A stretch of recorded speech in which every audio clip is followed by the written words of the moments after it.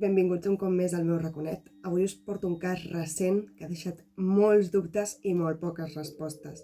Es tracta del cas d'Ameco, l'assassinat de la Míriam Vallejo, una noia que va sortir un vespre a passejar els seus gossos i els de la seva companya de pis i que no va tornar mai més a casa seu.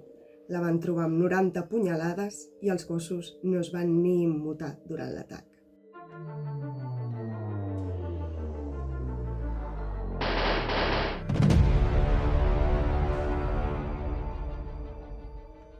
Com m'agrada fer, primer us presentaré a la víctima.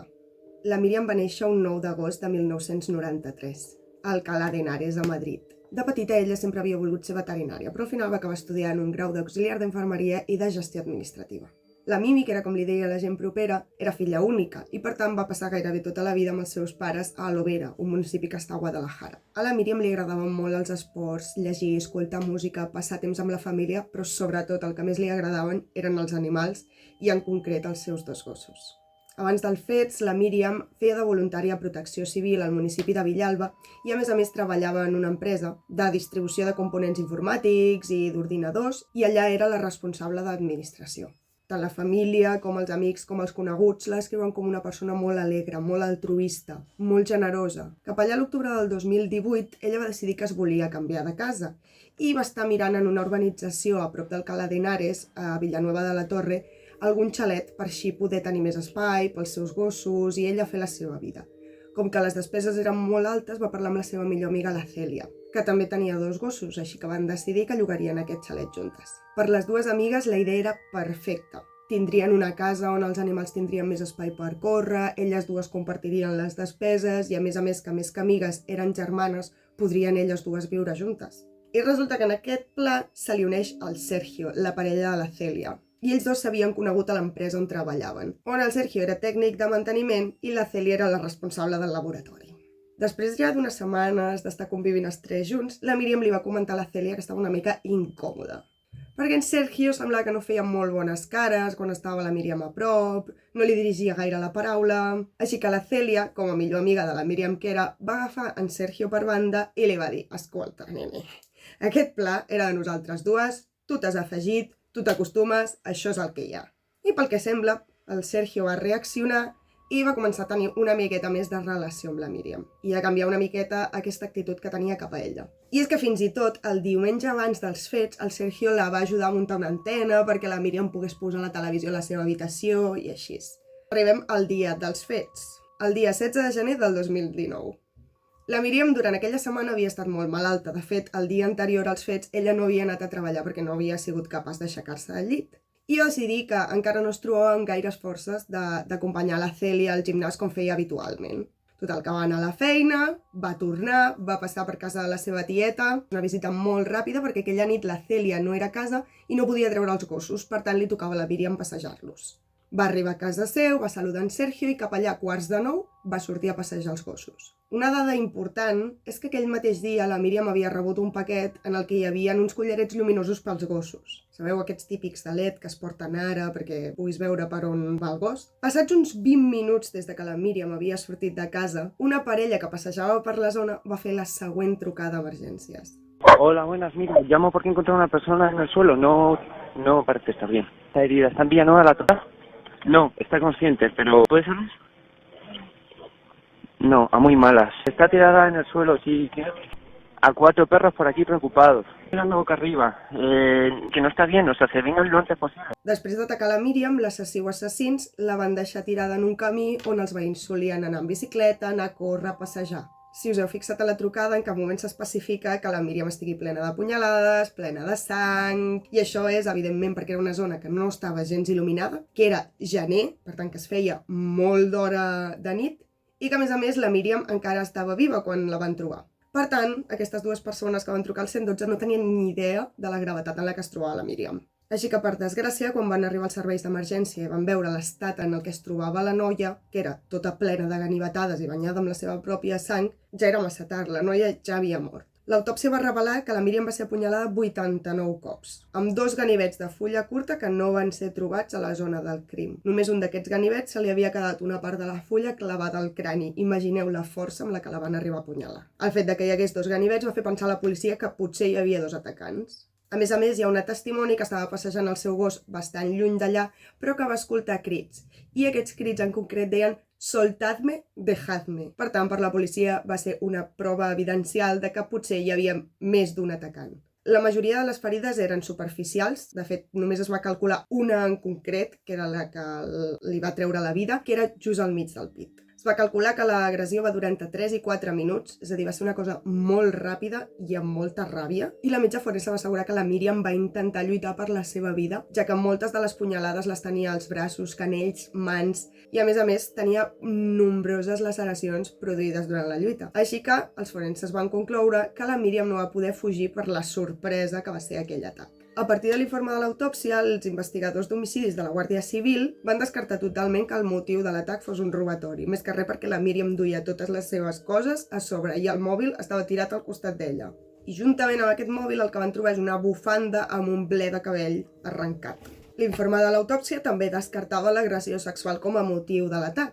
Un fet que va cridar molt l'atenció dels investigadors va ser que els gossos no van fer res, no la van defensar, no van intentar atacar. Fins i tot es va aprofitar per agafar unes quantes mostres dels gossos, però els gossos no tenien cap mena de rastre d'ADN de ningú. Per tant, els feia pensar que potser l'atacant o atacants eren persones conegudes. Així que ja passem cap a les teories, perquè després del crim, els investigadors van seguir diverses hipòtesis. La primera hipòtesi va ser la d'una agressió masclista. I aquí ens aturem una miqueta perquè durant el judici va haver-hi testimonis contradictoris. Resulta que mentre estava en protecció civil, la Míriam va conèixer a un noi que es diu Rubén i que va ser l'última parella coneguda de la víctima. Resulta que la relació va tenir molts altibaixos perquè la Míriam buscava un nivell de compromís que en aquell moment el Rubén no li podia donar. I resulta que pocs dies abans del crim el Rubén i la Míriam es van veure. I també resulta que no era la primera vegada que ho feien. Però és que també resulta que en Rubén va dir que simplement van quedar per xerrar, però que les amigues de la Míriam tenia claríssim que eren trobades sexuals. Clar, què passa? Que en Rubén, a l'acabar amb la Míriam, va buscar un altre noi i per tant aquestes trobades sexuals estaven duent-se a terme mentre en Rubén tenia una altra parella. Però en Rubén va ser descartat com a sospitós per unes gestions que no apareixen al sumari. Una altra possibilitat que es va discutir era que la Míriam no fos la víctima prevista. És a dir, aquella nit era fosc, la Míriam anava super tapada perquè era hivern, a més estava encostipada, i es va plantejar la hipòtesi de que potser l'havien confós amb una altra persona. Però és que el crim era tan personal que es va descartar de seguida aquesta hipòtesi. I com que realment era un crim tan personal, la policia es va centrar en el seu cercle més proper. I sobretot primer en contactes de xarxes socials. Quan les xarxes socials no van dur enlloc, la investigació es va enfocar cap a la Cèlia, que es va descartar de seguida perquè, evidentment, estava en un aniversari a 20 quilòmetres del lloc on havien succeït els fets. A més, hi havia càmeres, hi havia testimonis... Bé, que no podia ser ella. Així que en Sergio es converteix en el principal sospitós, perquè és l'última persona que va veure la Míriam en vida. La tarda dels fets, el Sergio se l'havia passat a casa, segons ell, netejant. I a la nit, quan la Míriam va sortir a passejar els gossos, ell s'havia quedat a casa, parlant per telèfon amb el seu germà i amb una altra persona. Resulta que a l'últim moment, en el judici, en Sergio confessa que havia estat parlant amb una tal Patricia, una noia amb la que havia tingut trobades sexuals mentre estava sortint amb la Cèlia. Resulta que la Míriam havia descobert que en Sergio li era infidel a la Cèlia i li havia dit a la seva tieta. Tot això cap al desembre, un mes abans del crim. I li va dir que li feia pena dir-li a la Cèlia perquè no trobava que fos ella que li hagués de dir. Així que després de saber això, els investigadors tenen clar que això podria ser un mòbil per un crim. I s'analitza la triangulació de les trucades que diuen Sergio que estava fent. Què passa? Que els resultats no són concloents, perquè tant si havia acompanyat a la Míriam a passejar els gossos, com si estava a casa seu, com si estava a mig camí fumant-se una cigarreta, l'antena a la que es connectava el telèfon era sempre la mateixa. L'únic problema és que entre les 20:34 i les 20:41 el seu telèfon no registra cap mena d'activitat. No el va fer servir. Just aquestes hores coincideixen amb el que podria ser l'hora del crim de la Míriam. Recordem que ella cap a 8:45 surt a passejar els gossos i a les 20:51 es fa la trucada al 112. I resulta que de 10:34 a 41 en Sergio no fa servir el mòbil. Després del crim, en Sergio fa vida totalment normal. Ell va treballar, segueix sortint de festa, va pescar, que és el seu hobby, i és com ha conegut a la Patricia, la nena aquesta amb la qui xarra. Però hi ha alguna cosa que els crida l'atenció als investigadors, i és que en el tanatori, quan es van enterrar la Míriam, quan va donar el pes als pares, Tothom diu que té un comportament estrany, que no es treu l'abric, que no es treu les ulleres, que té esgarrapades per la cara, per les mans, i que ell diu que ha sigut un accident laboral. I no dona més explicacions. Si penseu que tot això era suficient per sospitar d'aquest home, resulta que hi ha un gran punt en contra del Sergio. I és que es troba restes del seu ADN a l'etiqueta de la jaqueta que duia la Míriam aquella nit. Només a l'etiqueta.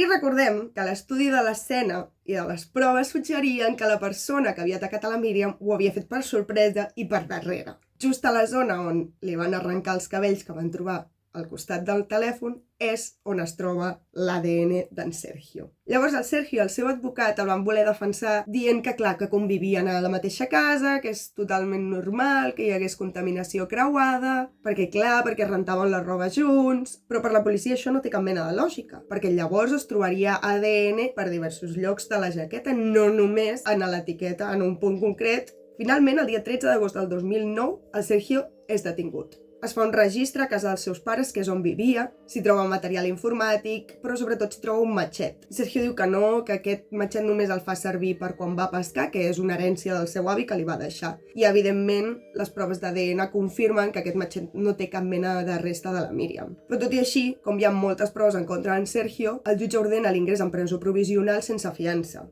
El 20 de desembre del 2019, el cas fa un tomb totalment inesperat. És que la jutgessa decideix posar en llibertat en Sergio. Ell només tenia l'obligació de passar un cop cada setmana pel jutjat per confirmar que no se n'havia anat i li van retirar el passaport. I és que la sortida del Sergio de la presó va sorprendre a tothom, fins i tot a ell mateix, perquè al setembre havia presentat un recurs contra l'auto de presó que havia perdut. Doncs tot i que la Guàrdia Civil considerava que era el principal sospitós, la jutgessa va decidir que no hi havia prou proves per mantenir-lo en presó preventiva. I és que sembla ser que el jutjat d'instrucció número 5 d'Alcalá de Henares, donat en aquell temps, va rebre l'informe del Departament de Biologia de la Guàrdia Civil. I en el document s'informa que no hi havia restes genètiques de la Míriam en la roba i utensilis trobats a casa del Sergio quan van fer el registre. I en sortir de la presó, en Sergio va declarar que estava molt feliç de que per fi s'hagués fet justícia. A dia d'avui la investigació encara segueix oberta, no es descarta que hi hagi noves detencions, però què ha passat des de l'alliberament d'en Sergio al desembre del 2019? Al desembre del 2020, un any després de l'alliberament del Sergio,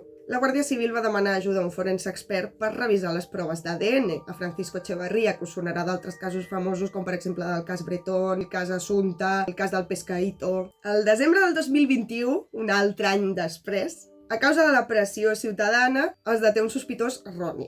I és que resulta que un tal Alberto, un toxicòman que es diu que havia sigut company de cel·la del Sergio mentre havia estat a la presó, confessa el crim afirmant que sí que havia apunyalat a la Míriam 56 vegades.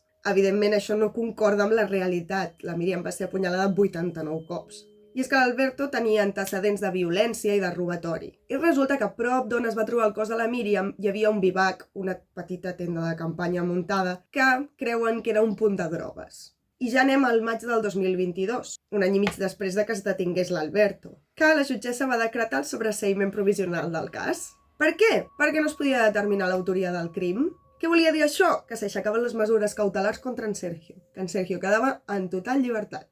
La història no acaba aquí, i és que al setembre del mateix any del 2022, l'Audiència Provincial de Madrid revoca la decisió d'aquesta jutgessa perquè, segons el tribunal, hi havia nombrosos indicis que encara mereixien ser investigats. Però tot i així, malgrat aquest ordre, al gener del 2023, la jutgessa torna a arxivar el cas. I és que va declarar que la investigació havia fracassat, que no hi havia proves definitives per un culpable concret. A dia d'avui, l'assassinat de la Míriam Vallejo segueix sense resoldre's. No sabem ni qui va acabar amb la seva vida, ni si hi haurà nous girs en la investigació. I és que només el temps ens ho podrà dir. Sigui com sigui, la manca de proves contundents ha fet que el cas quedi arxivat. I fins aquí el cas d'avui. Què en penseu? Creieu que el Sergio realment va ser culpable? Que són tota una espècie de teories i conspiracions contra ell? O que realment és possible que hi hagués un altre implicat? Deixeu-m'ho als comentaris i ens veiem a la propera.